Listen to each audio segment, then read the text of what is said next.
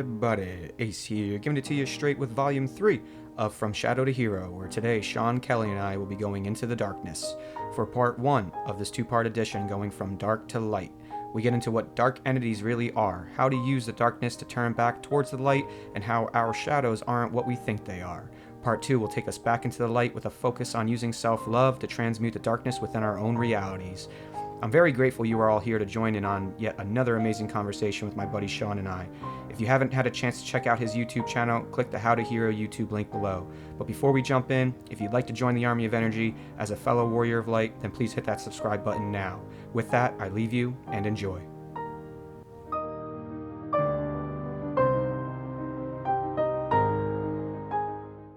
So the format of today is we're going to go dark to light, right? I think that's the name of this. We're going to name it. We actually don't ever even know what we're going to talk about. We just did like a 2-minute powwow, and we're just gonna go after it because the universe likes to speak through us. And with all the fear that's out there right now, and with all of the confusion, and we'll even talk about the law of confusion again today. That was really mind blowing last week.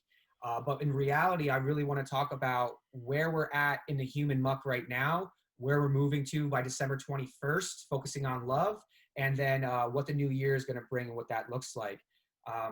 But I know you all love talking about dark entities as much as I do, and I want to just let Sean go take it from the top and tell us a little bit about when you're channeling the Nine and that whole thing, and kind of a little bit backstory of that, because I remember you just kind of connected with them recently, Yep. right? Yeah, it's fairly recent. Yeah. And then So the dark entities. Go ahead. yeah, so I guess I'll start with how I perceive dark entities, dark attachments, or demonic attachments. And where we would start with that is there's multiple different ways that we can approach that topic, right? The first thing that we need to understand is that all of it is part of a balance, part of a necessary balance in order to see light, right? So the darkness we see in the world and the darkness we see in ourselves, the darkness that we perceive in the societal kind of constructs, all of that stuff is there as contrast for us to see the light, which most of us know. But there are different ways that we can think about what a negative attachment is. So I've talked about egregors a little bit in the past, and essentially these are conscious entities that are looking to gain power, right? These are egregors. They're not in a physical form. They're empowered by the human collective. So those are some of the dark attachments that we can have, right? They're not going to come in and harm you, right? Like that's not really how they work. What they do is they exploit weaknesses within your auric field, right? They exploit aspects of yourself that you haven't embraced fully, that type of thing. So for example, like a dark entity, like let's say somebody has, they used to have an addiction to opiates, or they had let's say they have a broken arm and they start taking opiates and become addicted to the opiates. Now their arm's healed, right? However, there's still maybe some damage in the arm, right? There's still some discomfort or whatever. A negative entity would use that discomfort, that physical malfunction, and the way that the mind is perceiving that malfunction in the body to exploit that to cause a pain flare up, which will then cause the body to go want an opiate, right? Cause the human to be like, oh, I can fight this. I just have to take my meds. And in that way, that the entity wins by putting the human into sort of a docile state, right? A state of they're less connected, they're more numbed, right? They're that type of thing. And so these entities exploit mostly that way. They don't. It's not like they come and attack, right? They exploit some aspect of self that is unguarded by you. It's unloved, and so it's not encompassed by the light. Is there entities that can attack you, and how does that work if you can't see something? How does something interact with the organic world that we can't see? Because is that real? When, like, I know Paranormal Activity, that movie wasn't real, but I know, Right. I feel like those types of things have happened.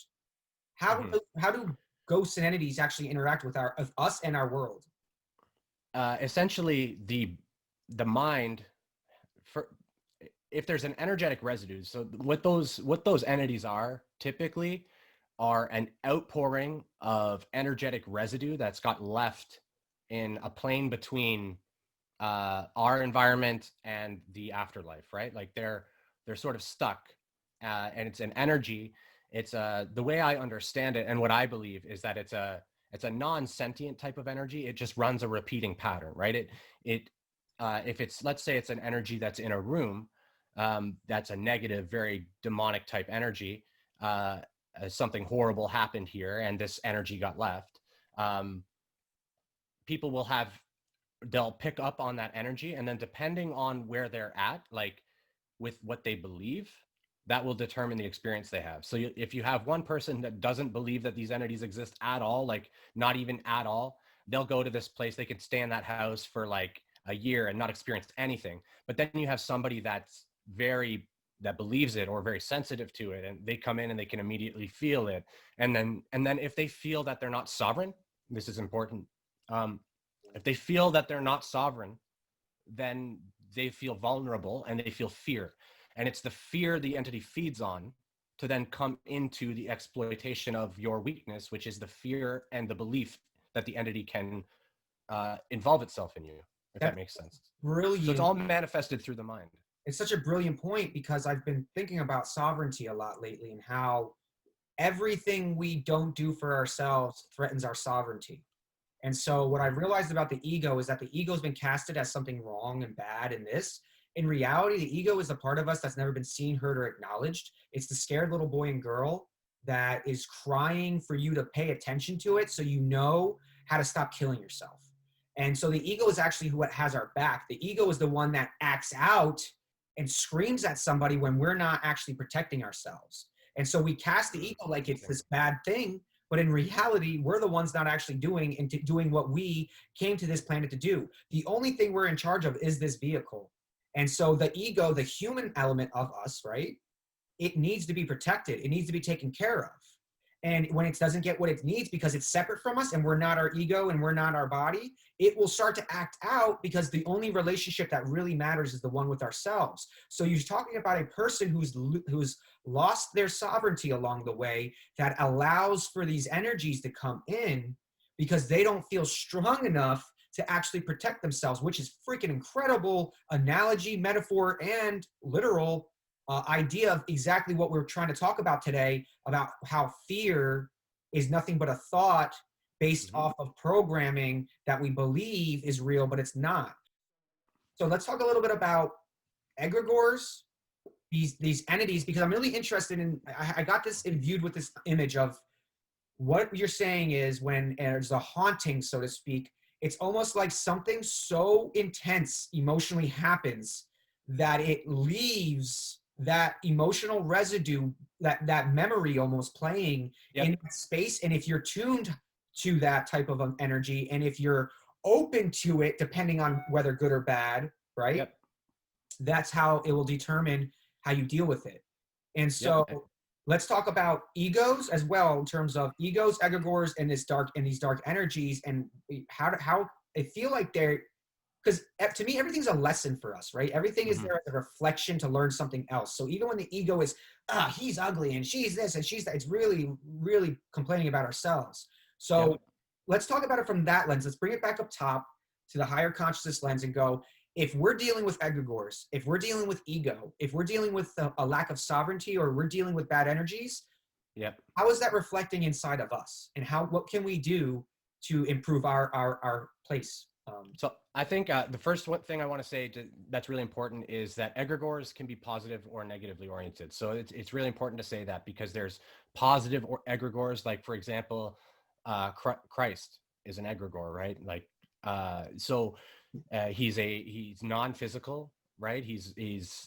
But his concept, his thought form, the energy around him, and other beings like that as well, are sort of egregores. They're also sort of like ascended masters, right? So they have this crystalline placement inside of our collective consciousness.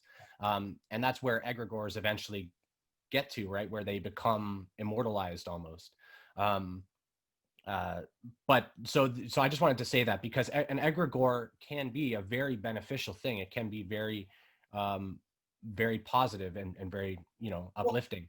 And they can be negative. It all depends on the intent, and they can also be shifted later too. So, but it depends on the intent of the creation of the egregor and what went into it.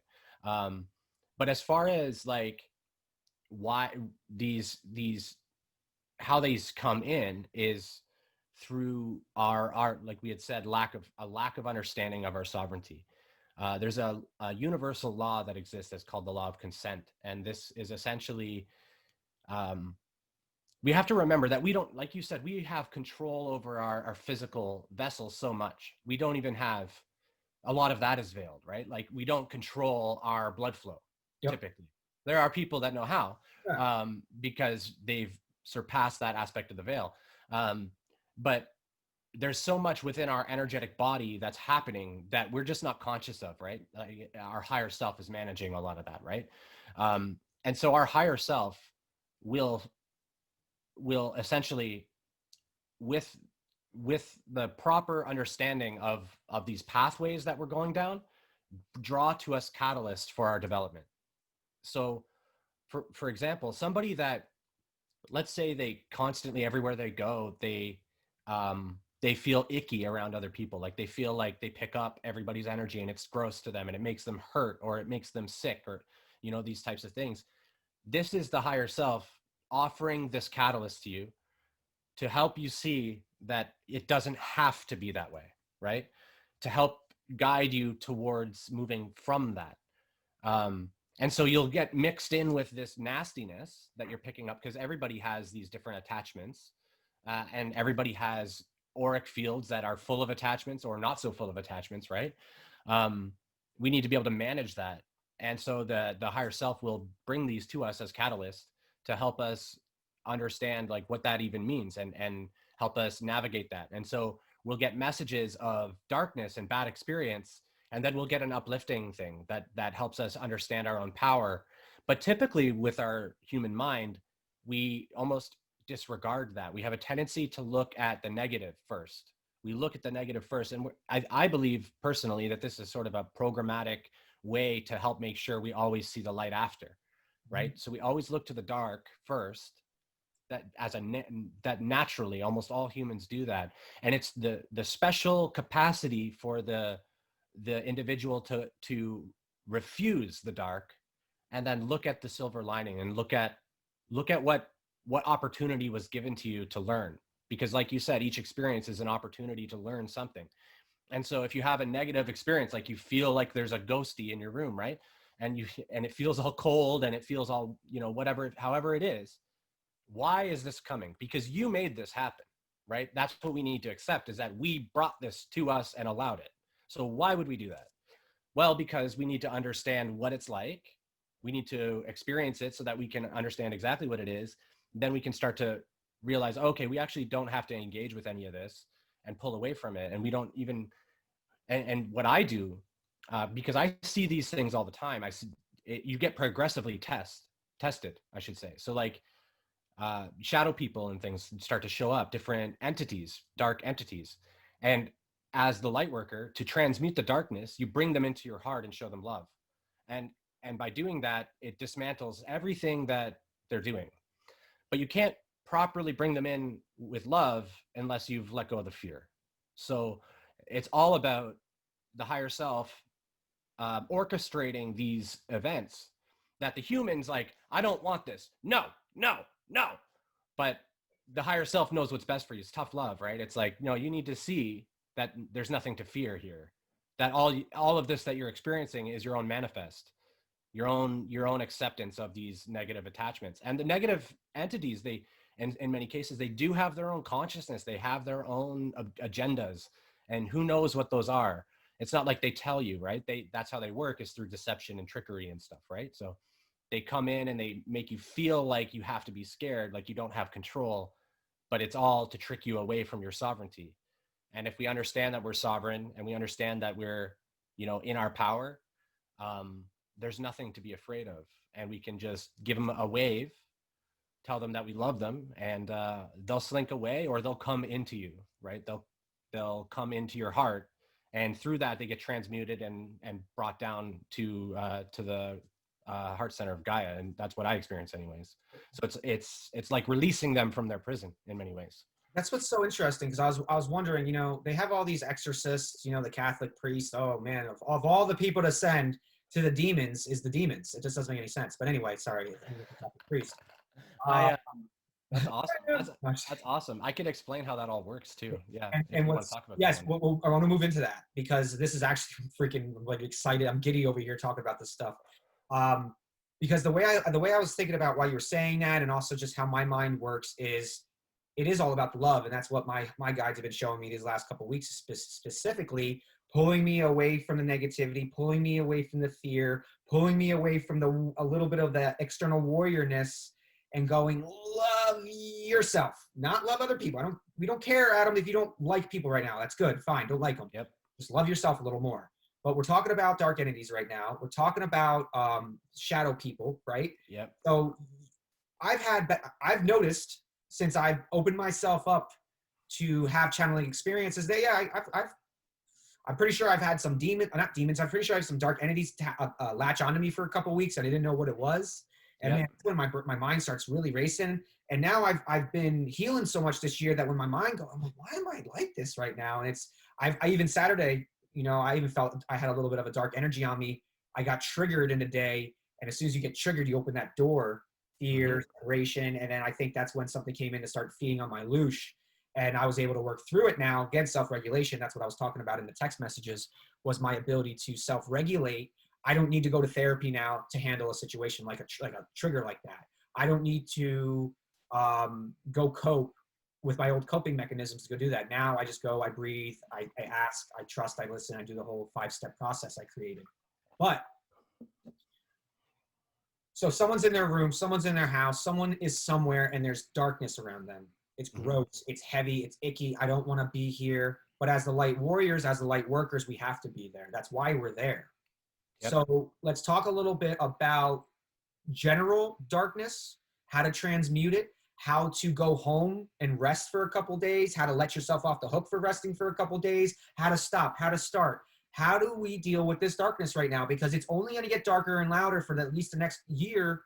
And then I think we're going to start shifting back into the light, but it's going to get worse. It really is. That's why they keep bringing us about love, love, love, is because it's going to get worse, worse, worse.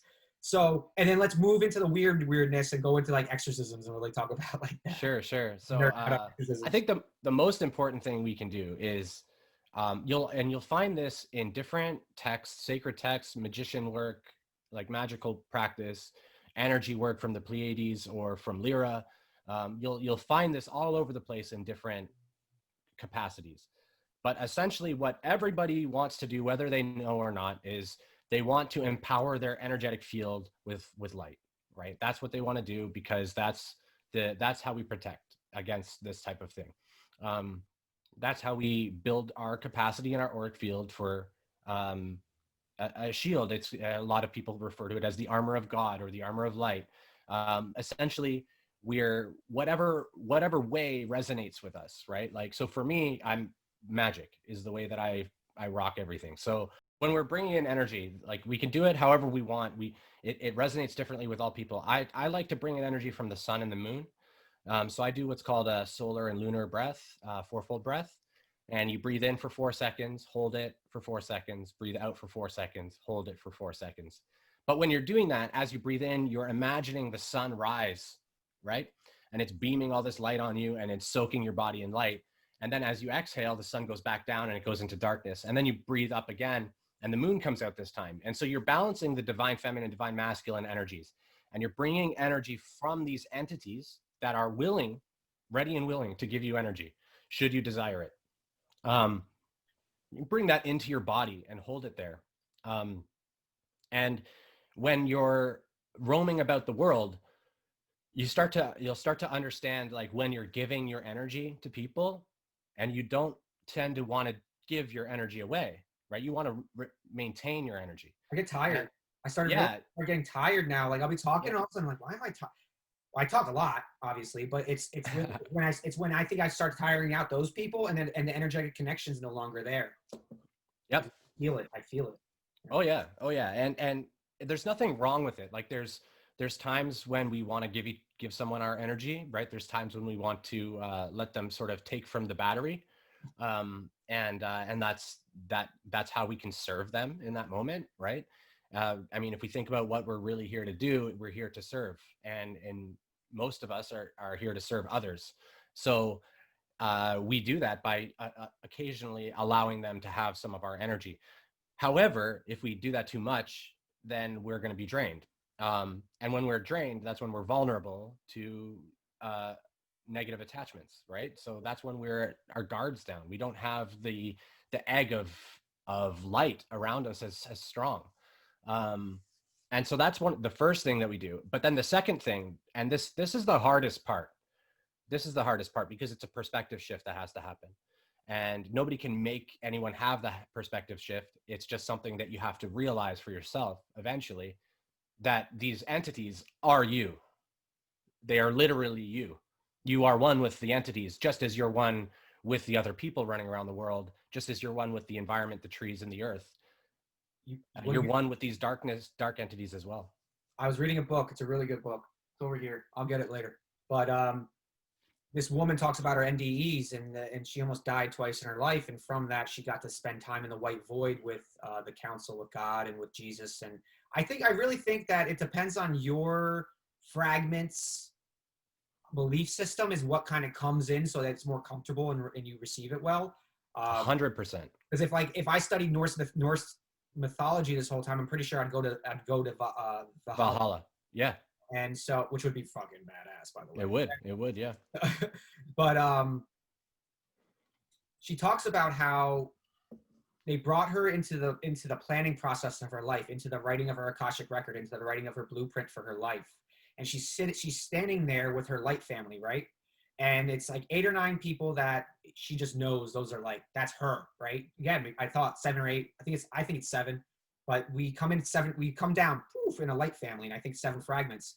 Well, those 2 people signed up to actually be lovers in a life and rape her as a baby.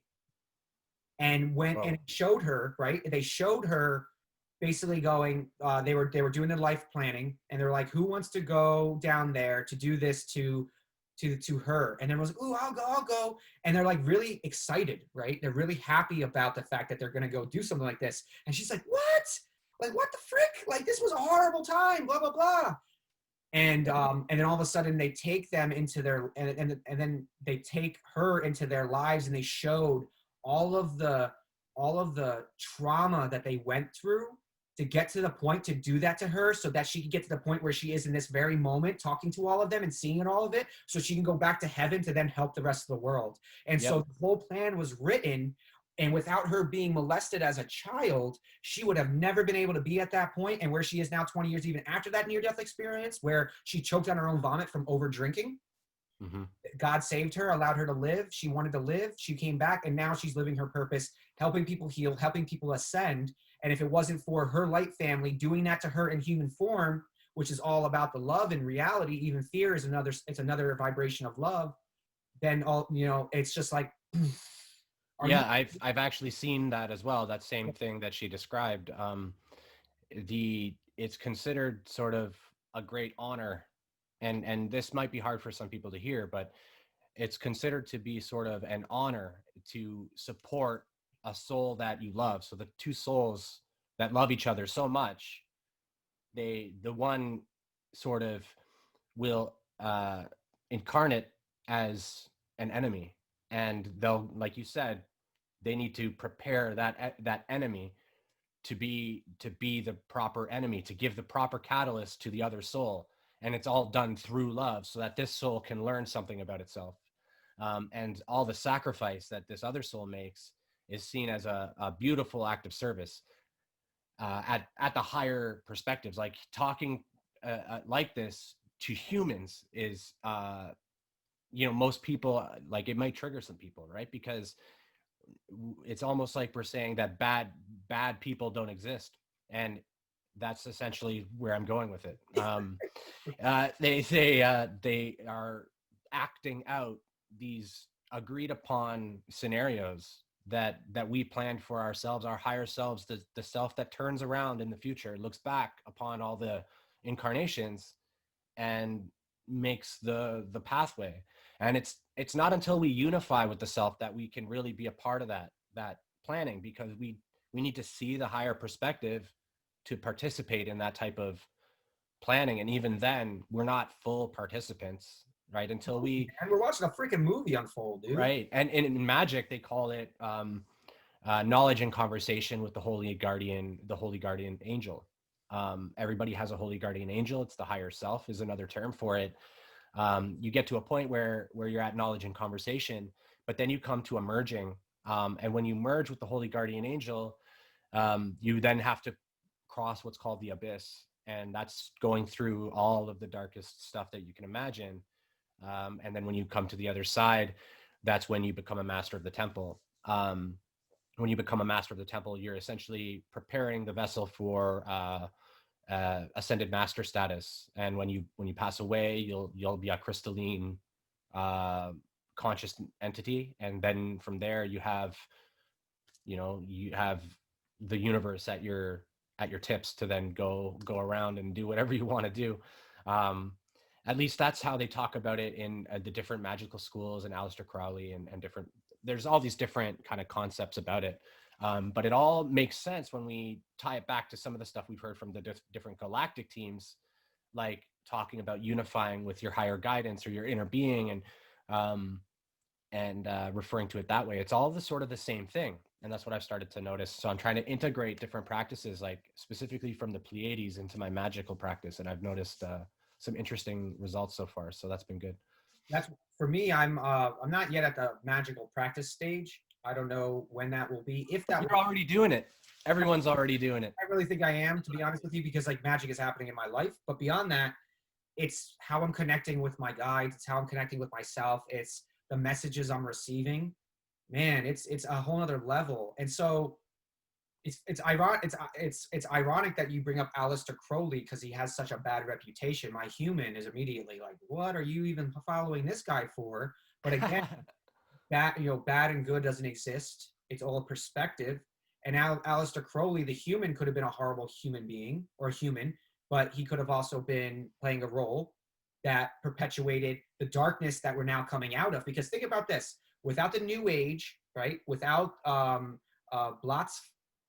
what's her name, Maria Blavatsky, who started Theosophy. If y'all are interested and you really want to know how the New Age is, where we're at now, look up Theosophy. That was the basis of all this crap that's happening right now with the Luciferians and the Satanists and stuff like that. But this is what I want people to understand, and this is what I've been reminding myself of. Nothing is inherently good or bad. Mm-hmm. It's all intention. Just like there's dark magic and light magic. I don't like using black and white because we've actually taken those terms, and now when you say someone's black, it immediately subconsciously puts this idea that they're less than, and people don't even realize that's happening because the English language is a slave language and it's used to cast spells on us, right? That's why it's called spelling. That's why it's called cursive. So what's funny is we're actually already magicians being English speakers. Now learning how to do it properly. And what I'm really interested in. So this is perfect segue because I wanted to talk a little bit about my soul theory. I finally think I have it I could do it pretty quick, 2 minutes. Because what I've noticed is like, I've begun to understand what the oversoul is, what the higher self spirit is, and then what I call the fragment, which is the spark of light that is required to run a human body. Yeah. It's conscious, but it's almost conscious to the level of an animal. And the only way that you can then move into your higher self, like you said, unlock your higher self, is through that spiritual practice. It's through healing yourself, going through the trauma. And then what I believe to get into the oversoul, which the way I visualize is I have the oversoul sits over top the planet in a ship. And then the higher self is almost like I can jump up and touch her at any time. Again, my spirit's a feminine. So if you hear me say her, as legitimately my spirit is feminine. It's a freaking warrior female Valkyrie. But it's weird that I felt that way for so long. And then I went in the Marine Corps and I embraced my masculinity and I worked through all of that. And now that I've really balanced my divine masculine and divine feminine, I think that's what this final boss battle is I'm actually merging those two parts of me together, like you were talking about. I'm unifying my kingdom. Yep. That is how you gain access to your oversoul, to the fractal, right? So the way I look at that is the oversoul was the fractal of light that started off going into form on this planet. So when we were 33 feet tall, like Thoth, an entire fractal of God could fit into a 33-foot tall body with all that DNA, and it could hold that frequency. And then when they manipulated our DNA to make us smaller, when we were only 12, 13 feet tall, which can be verified by the Tomb of Gilgamesh. Even Hillary Clinton talked about it in her emails. The Tomb of Gilgamesh and the Nephilim, which I believe the Nephilim was a dark entity that they could then bring in other dark entities through.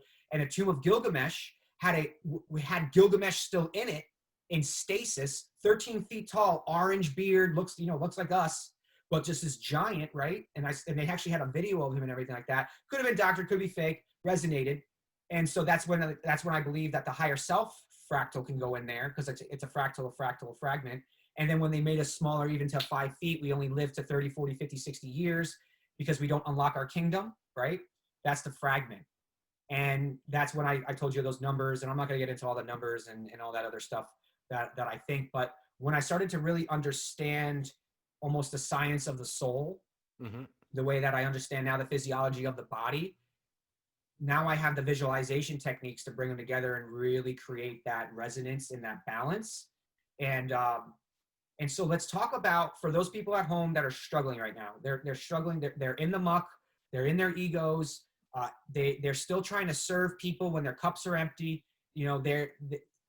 Everything they're doing isn't working. They think that they're wrong. They think that they're doing something wrong, or that they're not going to be on the right timeline when this 1221 event comes, and they're just freaking out about a lot of stuff. How do we help them surrender to the fact that they're doing everything right, exactly how they need to be doing it, and they're always on time? But how do you then help them raise into the kingdom and then really unlock it? Like, how do we go from fragment to fractal to oversoul? Interesting. So I think one of the most important things, and it's funny because Aleister Crowley is actually the one who taught me this important piece that I had been missing. So I wanted to go back to him because there was when he was at his prime, right? I want to say it was like 1904 or something like that. When he was at his prime, we have to remember the political landscape and like what was going on back then, and also his language, like how he talks, right, and how he writes and what he says. He talks about the beast and the 666 beast and the Scarlet Woman, the whore of Babylon, right? All of these things, the whore of Babylon is his divine feminine, right? And so when we're talking about Crowley, it's really interesting because there's this sort of fed narrative that crops up here and there because he was saying things, he was giving the secret sauce. He was giving the secret sauce freely to those who would follow the book of the law. And the law is do as thou wilt, for that is the law. And the only thing under the law is love. And so that's all he was about, was love. But he was about, but he also, like you said, we all see divinity in a very particular way for our comprehension, right? And so he would have women hold the office of the Scarlet Woman, right? And that would be, and he was known to be sort of a womanizer in that way. But that was because in his, as I understand it, he couldn't find the whole woman, the whole Scarlet Woman, the woman that had become master of the temple like he had. And so that was, I think, his ultimate search, was to find the unified woman, because he had made himself whole. But the way that he makes himself whole is by embracing the beast, right? So embracing the beast as one with him. So we, as light workers and stuff, we don't want to, we look away from the beast, right? The demon, the devil within. We look away from that because no, I don't want to look at that. I'm So, light and love. right, so what you're saying is we want to forget our shadow because we want to be the hero. Yeah, exactly. It's not that we want to forget it. We want to look right at it and bring it. Think of all the heroes. Think of all the heroes like Batman. Think of Batman, right? Takes his fear of bats, turns it into his weapon, right? That's sort of where we're at. Every hero has something that they're like, that's their thing, right? And so it applies there too. They need to embrace that aspect of themselves in order to really, and almost all of the big story arcs of heroes are about them doing that in some fashion, right? Can I interrupt real quick? Absolutely. With this, and then I wrote the question down that we had asked, and then we'll get into that because it's important. But I like this because it's actually bringing our last point full circle when you're talking about it's all love, and that there are people that come into this world to create chaos and evil to perpetuate us to move closer to the light. And so there, the way he loved, and he loved the beast, or he loved that side of that darkness, that dark side of the world, that dark side of life, the horror of Babylon, all that. Who's to say that God didn't need him to do what he did with the amount of love he did? Because regardless of what the results were and what we perceive them to be, he created from love. And he was very successful in this life because it was love. And so the way I talk to people who don't believe in anything outside themselves, and when I talk about Luciferians and Satanists and all of the craziness that we know that's going on with that, at least through the storylines and narratives, is that it doesn't matter what you believe, because what they believe it with every fiber of their being. And because we are a higher consciousness fractal of God, then that means it's real. And if they believe that their fountain of youth is done by sacrificing children, well, I bet you when they do that sacrifice, I bet you they're in the most highest state of love. And that's what's it's so mind-blowing to step out of your human element, rise above from not from the higher self. Even my higher self's like, I'm talking like one step higher, oversoul, fractal level, where you're giddy about getting molested as a child because you know it's going to help you achieve what it is that you set your Akashic record to achieve. And so changing the narrative, right? How do we embrace the narratives and the storylines of darkness, of our shadow, and of all these things, still move to the light, don't accept that people are hurting us and that people are evil in the world? Like that's the reason why we need to have an ego. There's a reason why we need to have a personality. Because here's the thing, man, without that constant battle that we kind of do with each other, which is really with ourselves, we're not growing, right? Right. So if all of the light workers were completely blissed out and they wouldn't actually fight, then the darkness would overtake. But it takes all of us being exactly who we are at our highest frequency, our highest unique signature, and to do whatever that is. And there's some people that are on this planet to protest right now. There are some people on this planet to burn this mother down, right? Yep. So how do we let go of judging all of these people who are living their path the way that they need to, regardless of what we perceive to be good or bad, so that then we can unlock the fragment to unlock the keys to the kingdom, so that we can then access our highest will and our highest potential. Back to the fragment, fractal, oversoul. Yeah, that's a good question. That's the trick, right? That's the real trick. How do we view it from a place of neutrality?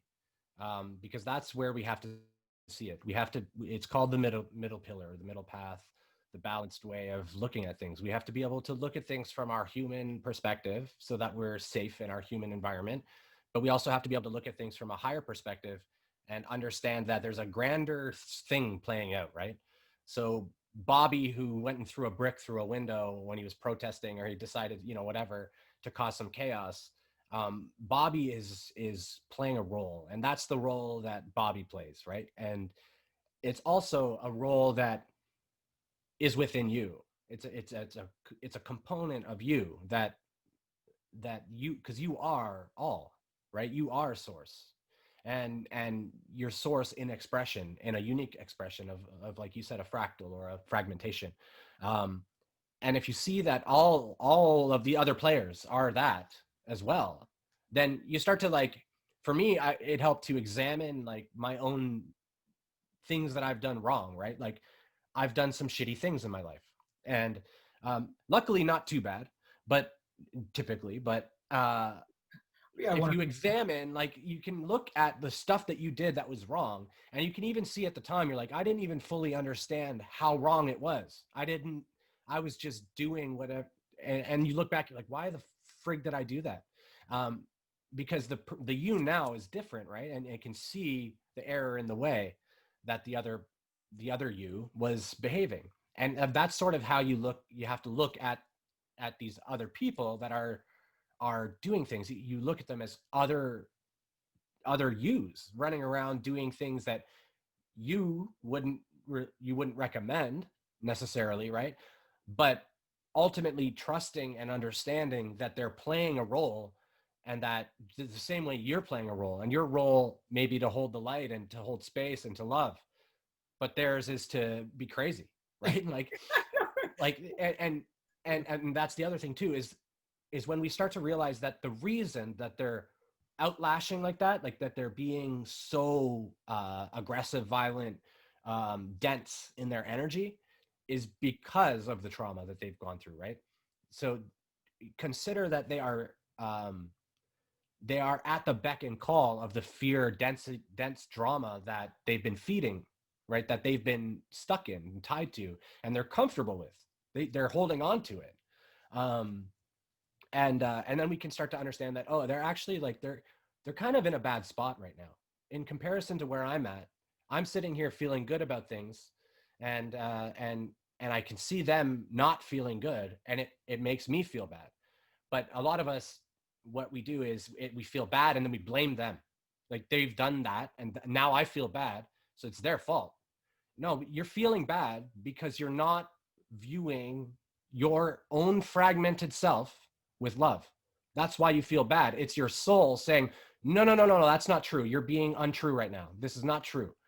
And the human goes, that person did this, they suck, right? And then they move on. And all they're doing in that moment is bypassing the actual issue.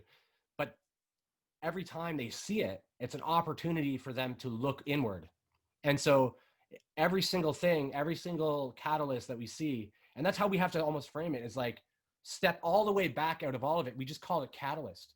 We just call it contrast, right? Because we have to separate our identification with it, and every negative thing we see is contrast. And so it just becomes a question of, why are we seeing this now?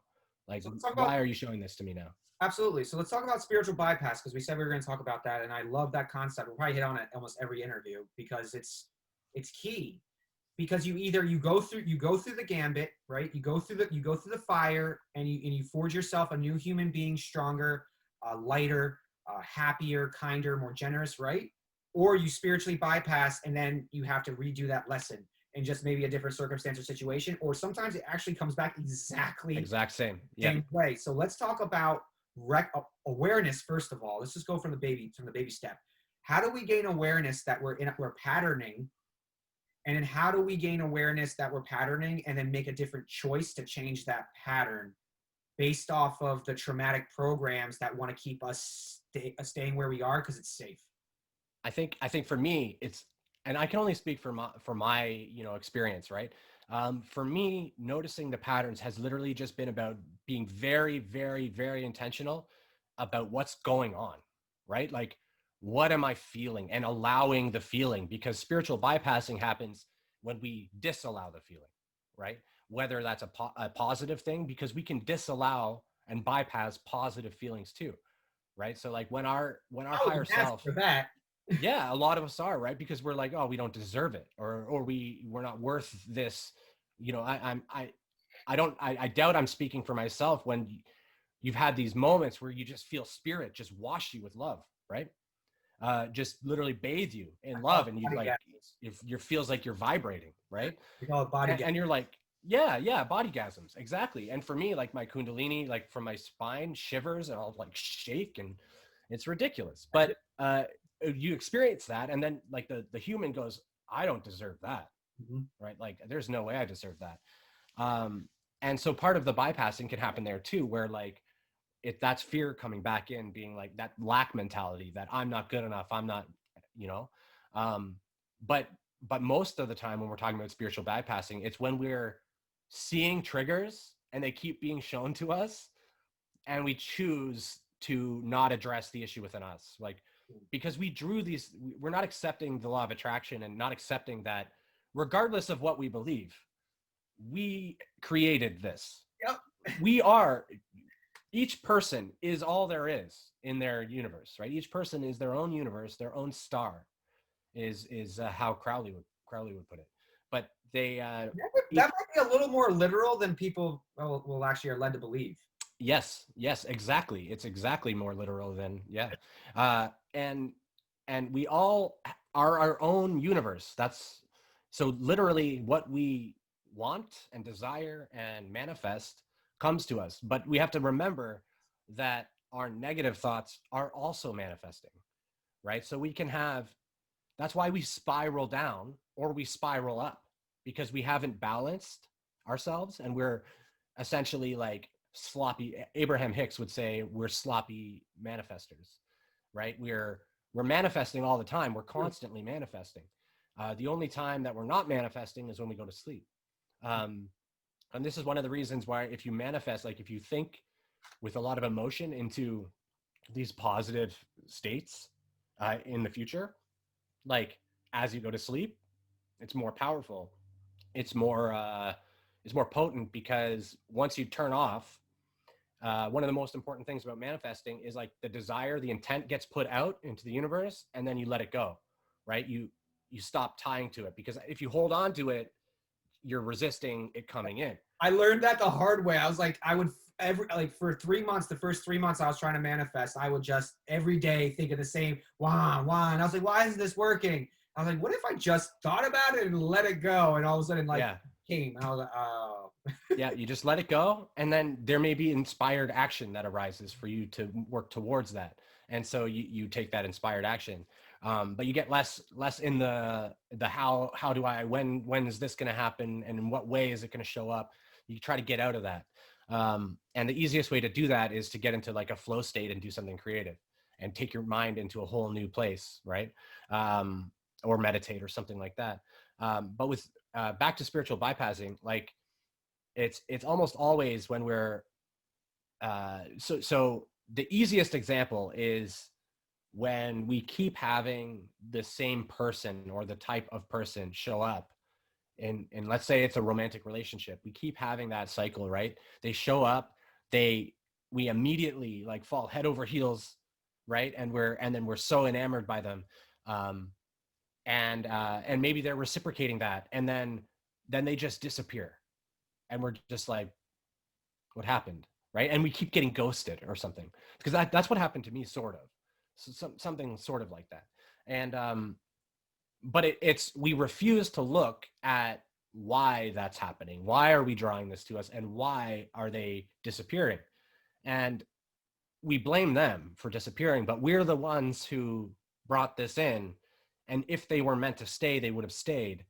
And why do we even want someone who's disappeared, right? Like, they don't want us, clearly. So why that? And that's really it, is all of these whys. But it has to be self-focused. Why am I drawing this? Why? It has to be. Yeah, not why would they do this to me? How dare they? Yeah. No.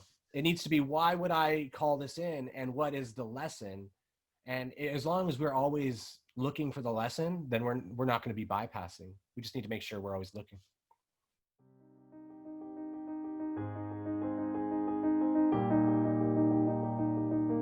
And that wraps up part 1 of this 2-part series on Dark to Light. Part 2 will have us bringing it back into the light, where we talk about using self-love as a frequency to manifest your consciousness evolution journey. Again, if you hadn't had a chance to check out Sean's YouTube, click the How To Hero YouTube link below. If you liked what you've seen and heard, also hit that like button.